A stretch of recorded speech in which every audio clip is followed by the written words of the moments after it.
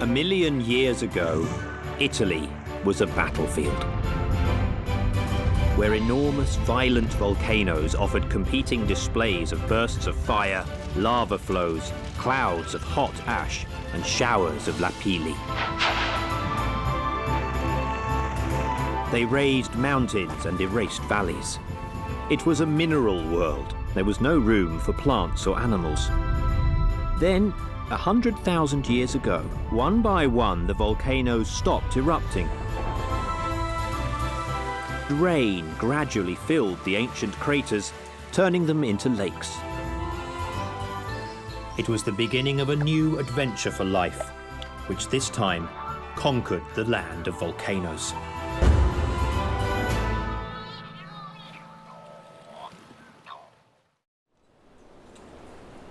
These pines, whipped by the storm, are all less than 50 years old.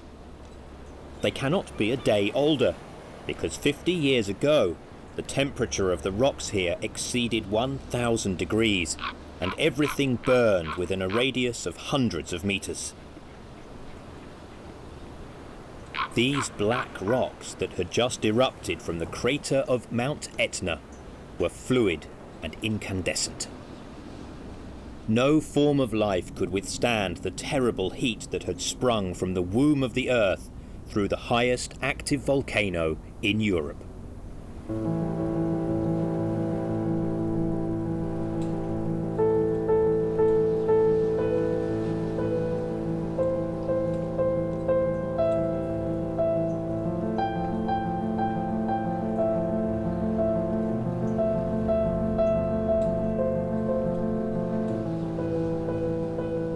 The seeds that gave rise to these trees arrived soon afterwards, when the lava had cooled.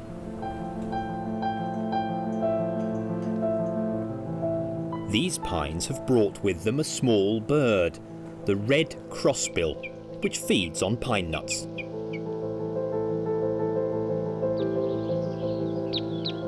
Etna's crossbills are quite different from those that live in the rest of Europe, and are likely to belong to an exclusive local subspecies.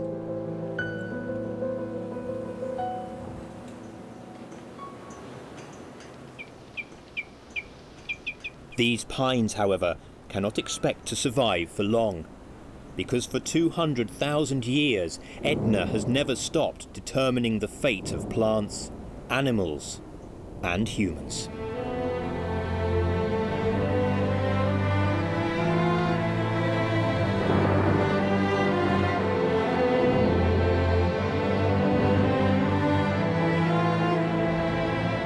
After the eruption, there is no peace, only a truce.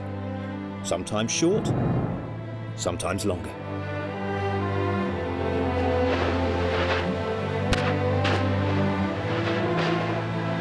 Etna threatens not only shrubs and woods, but also crops, homes, and an entire city. Catania, one of the most heavily populated in Sicily and the Mediterranean.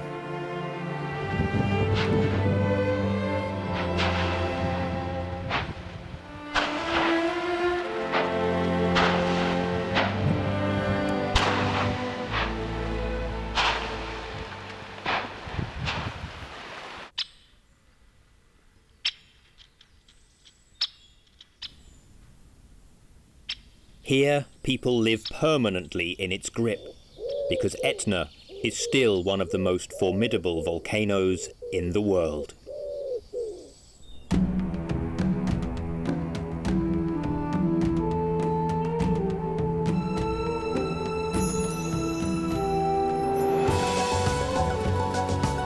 This volcano was well known to the ancients. It was visible from far off for those coming from the sea between Sicily and Greece. The Arabs, who for a long time dominated this island, the largest in the Mediterranean and among the most fertile and rich, called it Jebel, the mountain, from which it derives its second name, Mongibello.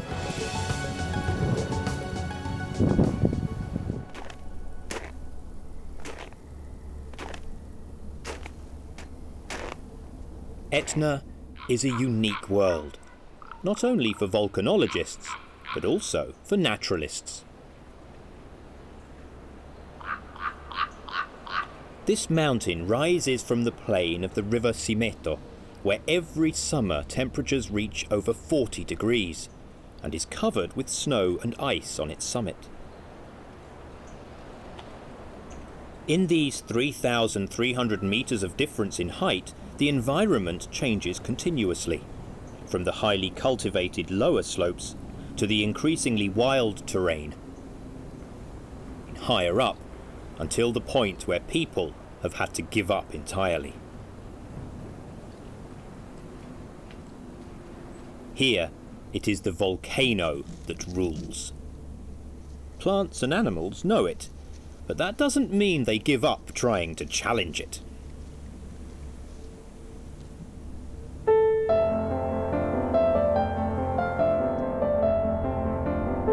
The environments of Etna can be represented as a series of concentric circles, depending on the altitude and age of the lava and ash deposits.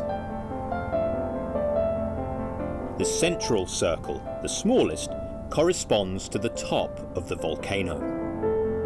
Here, the lava is recent and is continually renewed by new flows. There is snow for 6 months of the year, and often the temperature drops below zero. But as soon as the white blanket withdraws, life timidly returns.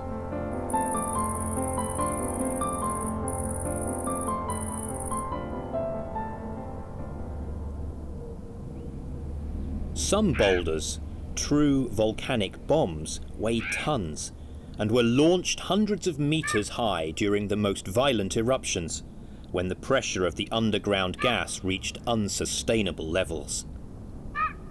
Now they lie inert, but their impact on the ground has been as violent as that of an explosion.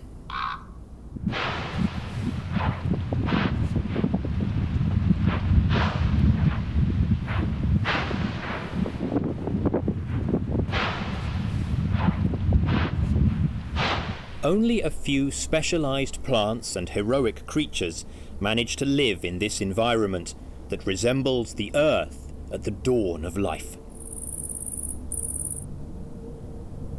Oedipus grasshoppers are the color of the lava.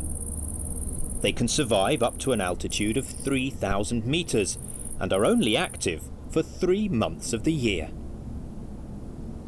In this period, males and females have to find each other, court, and then lay their eggs, hoping that small birds like the resident black redstart don't spot them.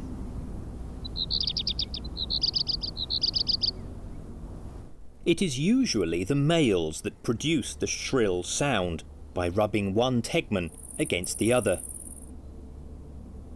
Crickets sing to mark their territory, ward off other males, or to attract females.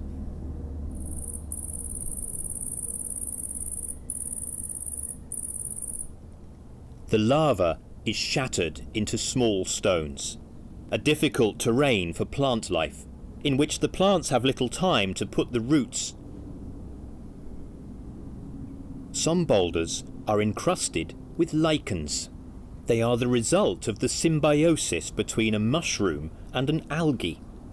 The former ensures the logistics, the adherence to the substrata, and the ability to withstand the elements, while the second guarantees a continuous supply of sugars through photosynthesis. The result is excellent. The mushroom-algae pair is the first to settle on the lava.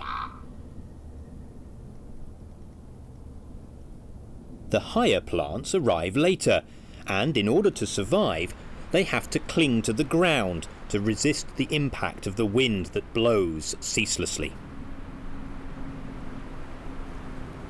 Their leaves are covered with hairs to trap droplets of water carried by the fog, which is a friend of life. The fog is the main source of water for high-altitude plants, because the soil does not retain water, which immediately flows away underground. Each lava expanse has a well-defined age. Its date of birth corresponds to the eruption that brought magma to the surface. 1, 2, 10, 20 years are the intervals of time that the volcano makes available for life to be born, get organised, and prepare to die.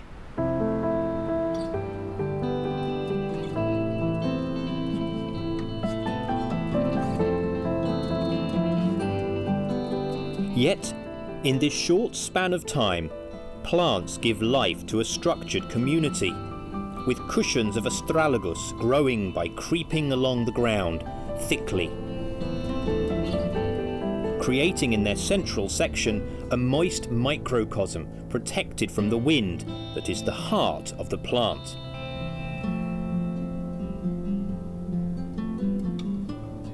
The astragalus cushion acts as a cradle, a nursery for more delicate plants, the beginnings of a more complex vegetation that begins to take hold where the lava is older and a small valley or depression softens the strength of the storms.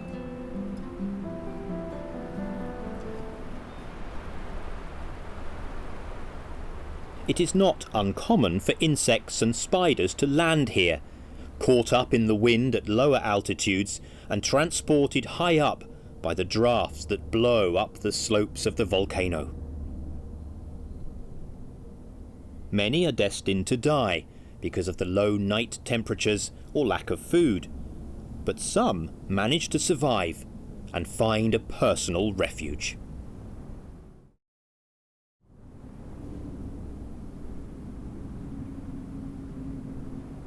Plants, often thorny and toxic, provide some food, and this is where the first signs of the presence of an animal of some size can be found. A hare has left its unmistakable excrement. But when night falls, it ventures out into the open.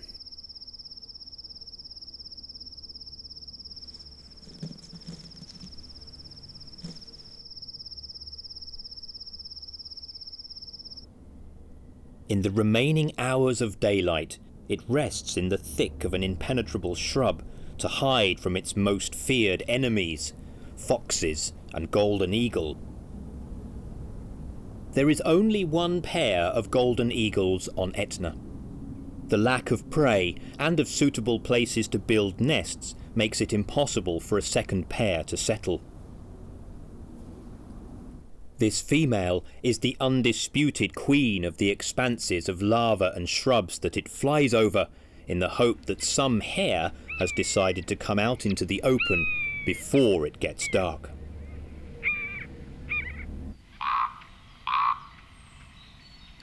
Broom brushes push their roots into the expanse of sand and ash. They are plants exclusive to Etna and have an exceptional resistance. Insects and small vertebrates shelter among their stems.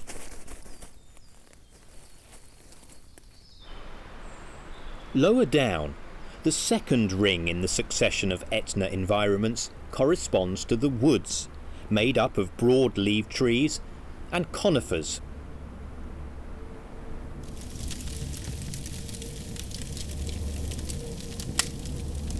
Sometimes they catch fire because of the incandescent lava that grazes them or streaks them like a black scar. But when they do manage to survive, they shelter a rich fauna. These pines are the result of artificial reforestation, but now appear very natural. Some are monumental plants. Others are just beginning to grow in the cracks where the wind has deposited a bit of humus and a pine nut was lucky enough to fall.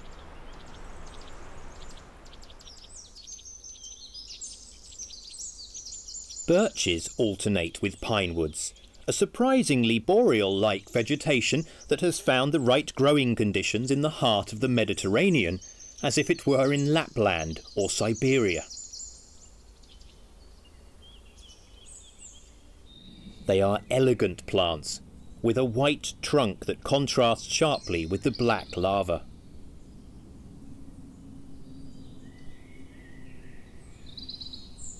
This lava cordon is the result of an eruption 20 years ago, and the birch forest has had time to develop.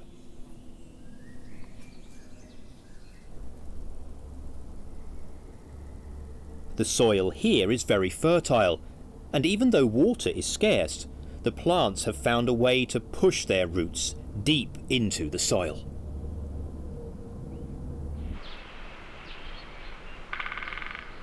Etna is part of a regional park dedicated to the conservation of the rich biodiversity that in the rest of Sicily has been considerably reduced by a long process of colonisation.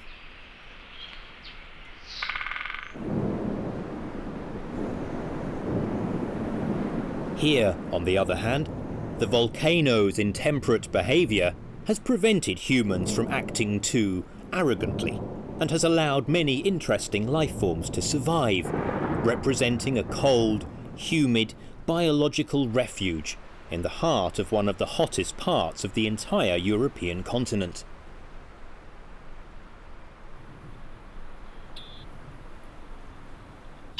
At lower altitudes than the birches, an extensive and intact wood of oaks and other deciduous trees makes its way through the lava.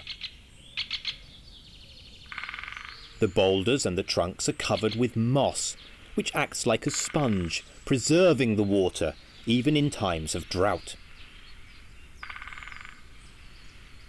A fox slinks furtively through the undergrowth. It is the island's largest terrestrial predator, since wolves were wiped out at the beginning of the 20th century. Its diet includes fruit, berries, rodents, reptiles and, if desired, something more substantial.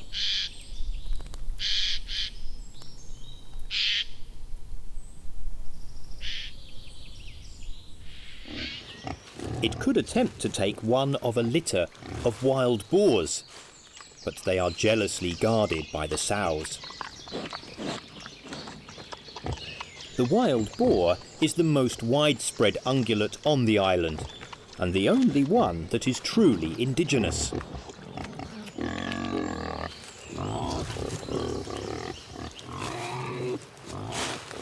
Wild boar can count on acorns and chestnuts, and of course, on an infinite variety of animal and vegetable substances that its sensitive snout can detect in the undergrowth.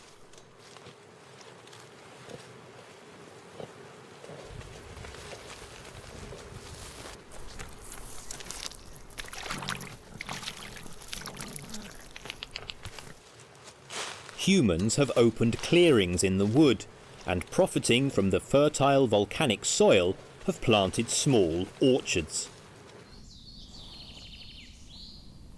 In the distance, we can see the blue Ionian, the stretch of sea that separates, or rather unites, Sicily to the rest of the eastern Mediterranean.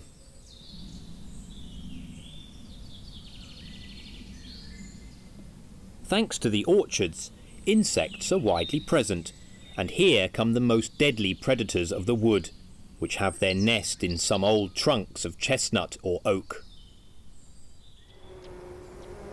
Hornets. They have no match. No other animal can fight with this creature, equipped with sharp jaws and a venomous sting that is used for hunting and defence. These cousins of the wasp are 3 times larger and 10 times more dangerous. They cause the death of more people every year in Italy than all other wild creatures combined. Hornets really are super wasps. Although they also like to feed on sap and fruit, they are the deadliest enemies of all the insects in the woodland and in the clearings.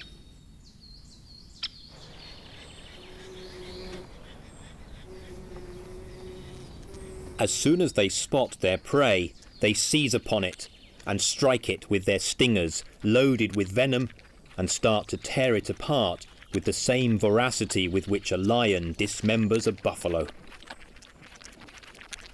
They are capable of slicing up any prey with their mandibles, which are as sharp as shears.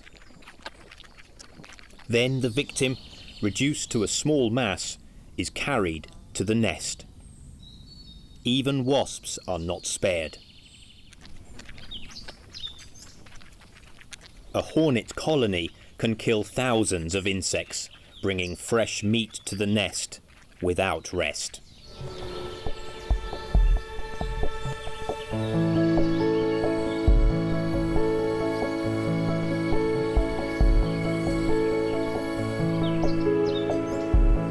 The only species which is carefully avoided by the hornets and all other kinds of predators is this tiny, slow moth, whose striking coloration announces to all predators that they are toxic and inedible. They can indulge in long courtship and mating rituals without fear of being killed by anything.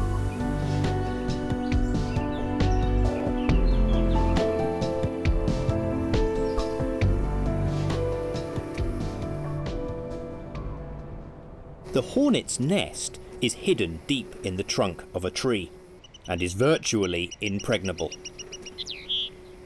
The combs are made of paper obtained by the soft wood of some trees. They chew the branches to obtain a pulp of cellulosa mixed with saliva, a wonderful papier-mâché ready to form the hexagonal cells of the growing colonial nest. It is a rather complex building, well hidden in the hole of a large trunk. It is ruled by the queen, the only fertile female which lays her eggs, and it is the headquarters of a community that has grown to several hundred workers. A guard always protects the entrance to an impregnable nest that no animal would ever dream of attacking, at least not without adequate protection.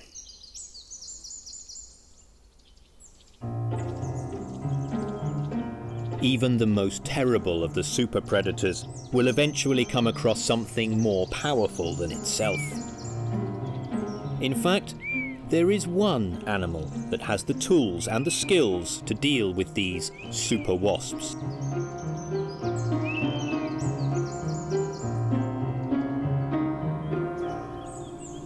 The honey buzzard.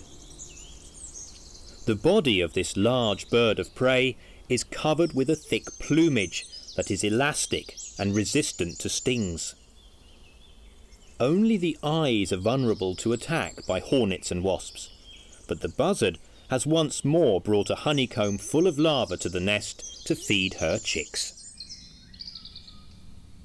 It is a diffident, distrustful raptor, always looking around to make sure that there are no enemies in sight. Then, once the meal is over, it sets off on a new hunting expedition.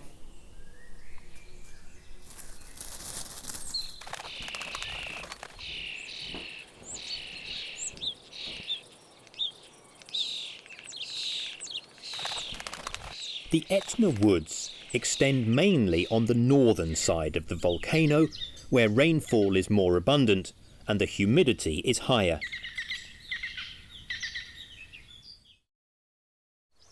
Where they have been overexploited and cut down, they have been replaced by expanses of bush that in spring are covered with blooms. This is the start of the largest range of environments, the third ring, that corresponds to the lowest altitudes, where people have had the time and the strength to cultivate the most ancient expanses of lava. It stretches for about 50 kilometres and covers the slopes of the large volcano, closed to the north by the valley dug out by the Anapo, and to the south by the one marked by the course of the Simeto, both fed by snow and rain falling on Mount Etna.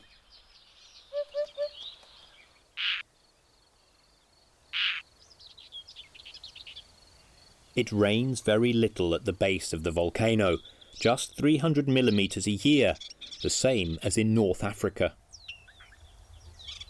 The rains are concentrated in a 4-month rainy season spanning autumn and winter. Otherwise, there is only a long dry season that lasts from April until October. This cycle affects the development of the vegetation and the natural history of all living creatures, plants and animals.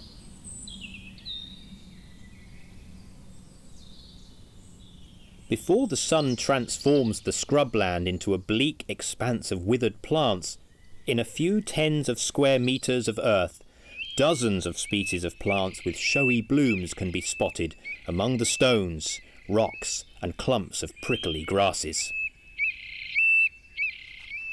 These are the perennials, those that never die, because they have tubers, bulbs and succulent roots to see them through the long summer break when all their external parts, leaves and stems, die. In the height of the summer season, with temperatures on the ground touching 50 degrees, most bushes start to lose their leaves. Blackberries attract many animals. Among the favourite exploiters, one of the largest European butterflies, the two-tailed pasha, as large as a passerine bird. Etna is a special place for many other species of butterflies, which gather on the flowers.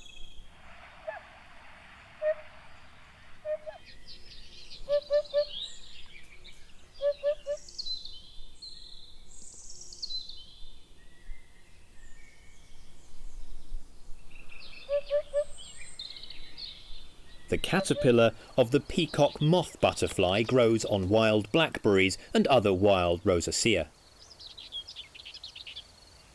Like all caterpillars, it has 3 pairs of true legs at the front and 4 pairs of prolegs on the back of its body. Thanks to its healthy appetite, the larva reaches its full size in 40 days, multiplying its original weight by 10,000, and then it is ready to build its cocoon with silk threads.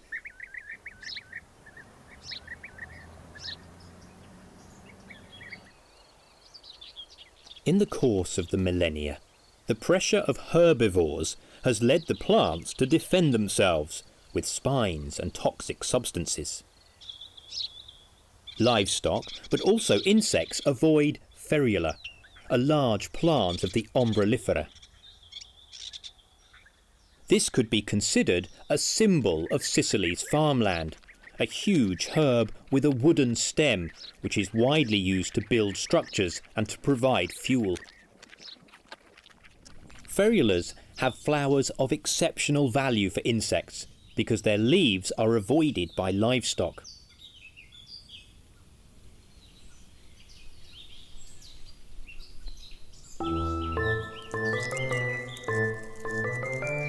Sheep, cattle and wild herbivores all keep away from the toxic milk of the euphorbia. Almost all insects do the same. The euphorbia hawk moth caterpillar is the only animal in Europe which is able to feed on the poisonous euphorbia leaves in order to transform into a beautiful olive and pink hawk moth.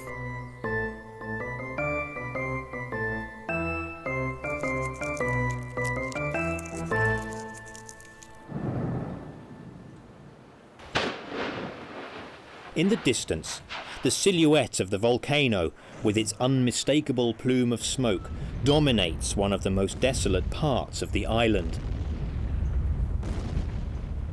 An area where population density is very low, and agricultural activity is still carried out by traditional methods.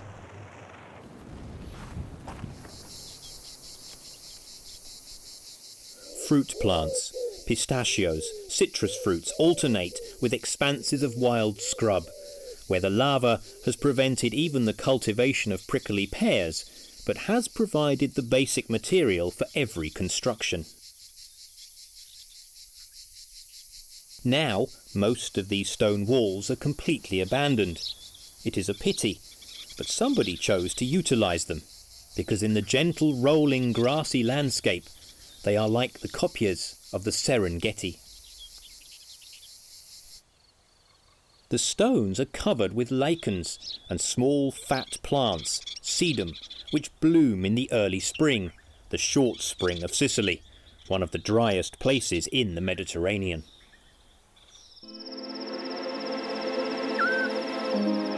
Due to the high temperatures in the day, life takes place mainly at night. Bush crickets that during the day have remained sheltered from the leaves and thorns, at night go out in search of food. Green bush crickets are able to feed on the hairy and poisonous caterpillar of the gypsy moth.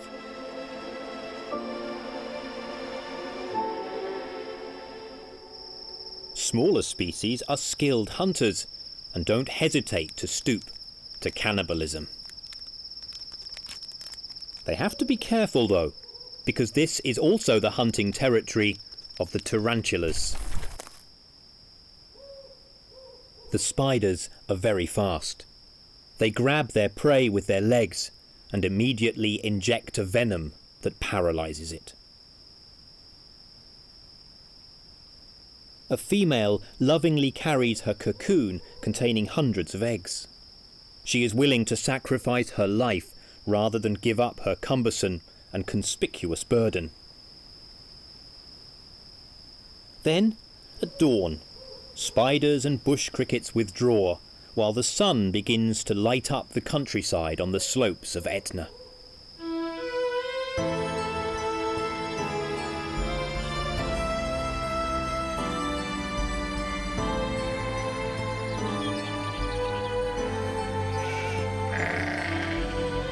The Simeto Valley extends on the southern side of Etna, crossed by the most important river in Sicily, which flows towards Catania.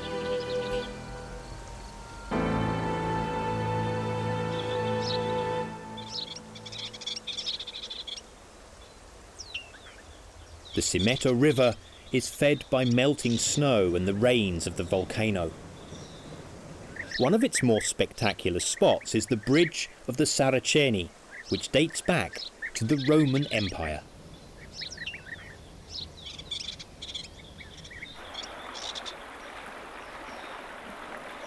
The Saracen Bridge was rebuilt and modified in the 12th century in the Middle Ages by the Normans.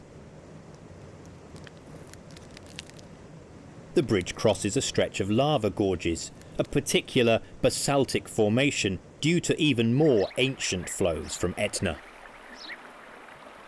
Here the river crosses an area of pastures and citrus groves, and lingers to form pools of calm, deep water that are a great attraction for insects in the sunny countryside.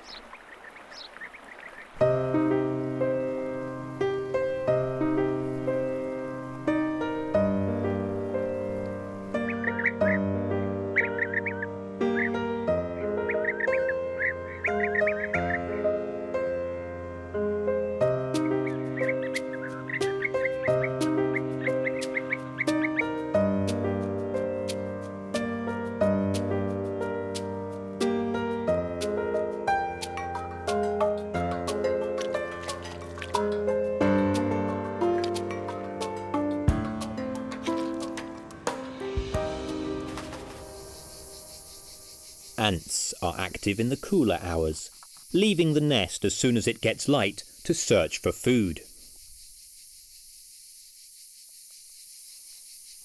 Thanks to the omnivorous and scavenger species, the environment is cleaned of waste and dead bodies of all kinds.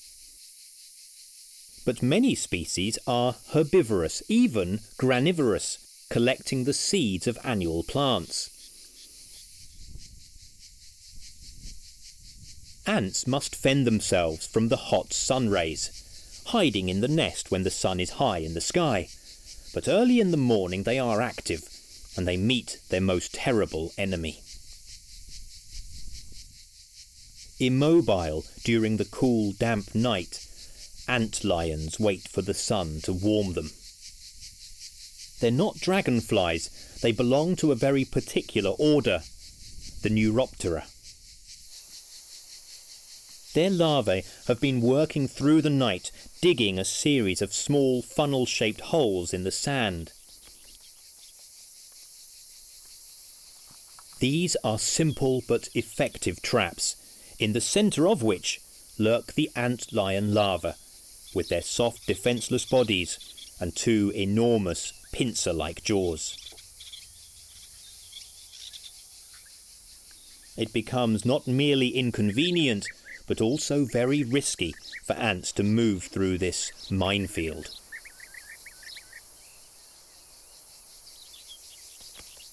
The ants try to circumvent the area of the funnels. Any ant that falls into the hole has little chance of avoiding the jets of sand, and then the terrible jaws waiting to seize the prey and inject venomous saliva into its body.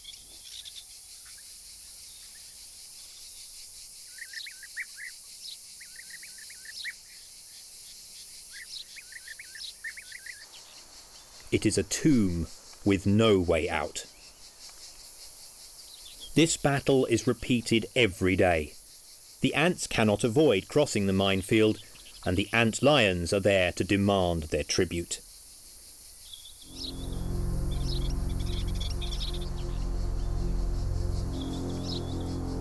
One ant is stronger or luckier than the others.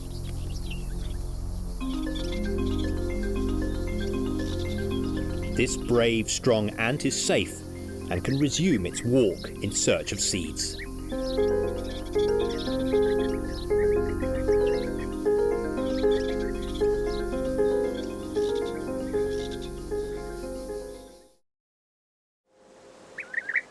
The abundance of insects attracts many birds, such as bee-eaters, which, after spending the winter in Africa south of the Sahara, arrive in Sicily in the spring. Bee-eaters nest in tunnels excavated in the soil, sometimes in vertical riverbanks, sometimes directly on the ground where the soil is softer. They eat insects of all kinds.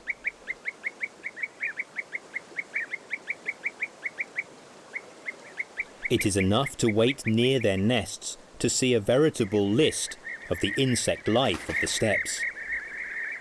A cabbage-white butterfly, bee, painted lady. This, however, survived. It is a beautiful dragonfly.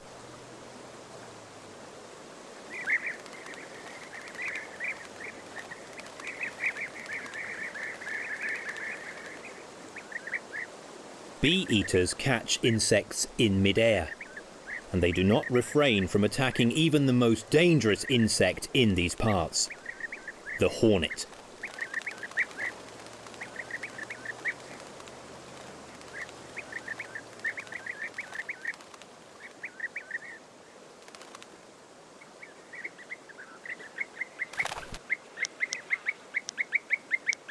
They are able to kill them by beating them repeatedly on a branch until they are dead and harmless.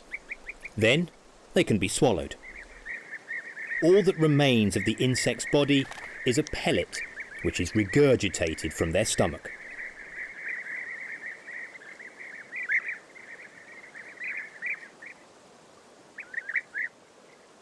The bee-eaters are summer guests on Etna, together with many other colourful migratory birds, like the sea jays.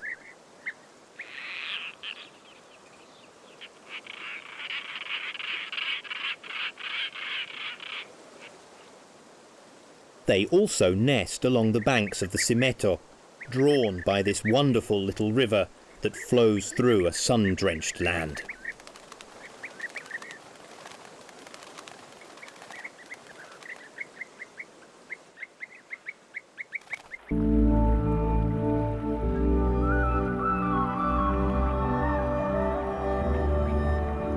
The Alcantara is famous for its impressive gorges excavated in rather young basaltic rocks which date back some 8,000 years.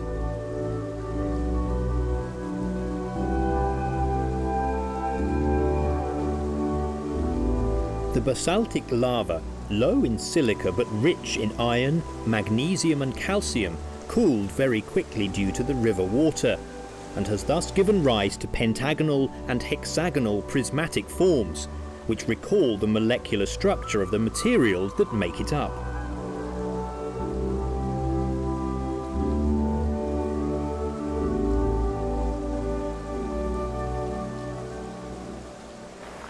The rock, deeply fractured, lines up in curious shapes that seem to be the work of a human hand, a pile of wood, a harp, or a rosette.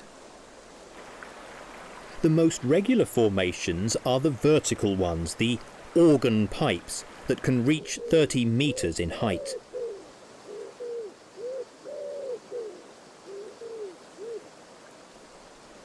At their narrowest points, the gorges are less than 2 meters wide, and here the water flows tumultuously.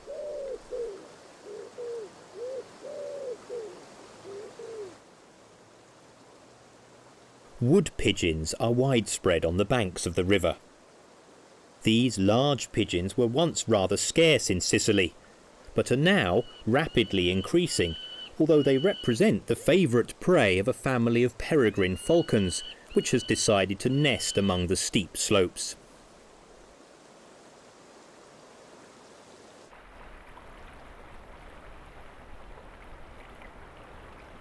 The peregrine falcon is the fastest and most skilled of the winged hunters, but needs a lot of space for its aerial manoeuvres.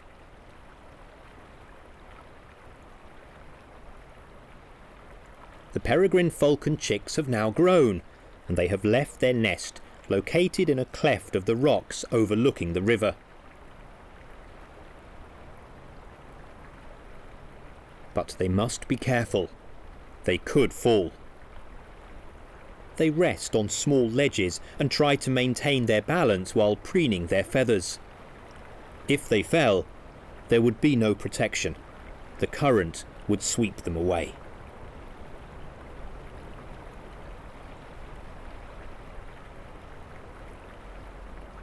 But the desire to get out of the narrow hole where they have lived for weeks is too strong. The day of their escape from the narrow river gorge has arrived.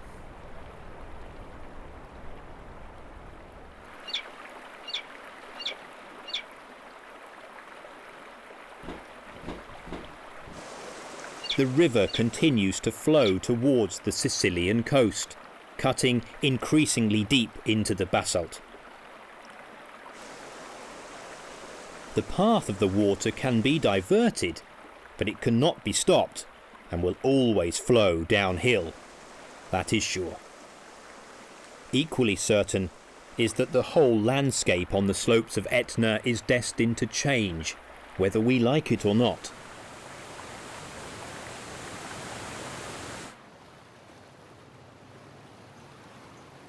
The lava has reached the coast of the sea and has given rise to an impressive cliff and a series of small islands that emerge from the blue waters. Etna has been here for about 200,000 years, and in living memory erupts majestically at least once a year.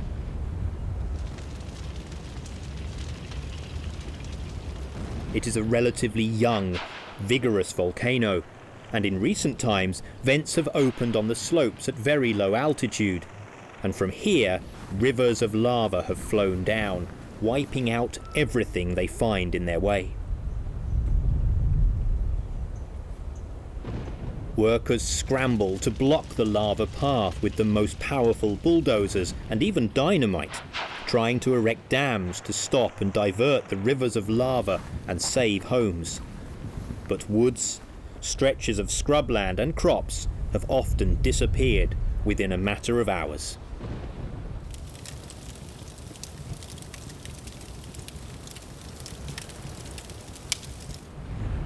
It seems almost impossible that this landscape can be so radically transformed and sterilized within a few hours, but the volcano can do exactly that. If it decides to unleash the power rumbling in the belly of the earth, it does so in a few moments. With clouds of incandescent ash, showers of lapilli, and above all, flows of molten lava.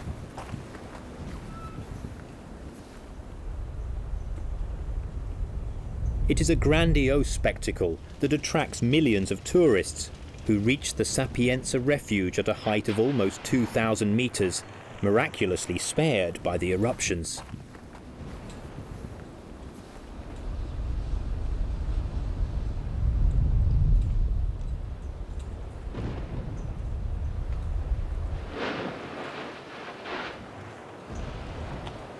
From here, thanks to a cable car and special vehicles, you can almost reach the edge of the main crater, knowing, as the guides point out, that the volcano is unpredictable and can claim a human life at any moment if you are not prudent.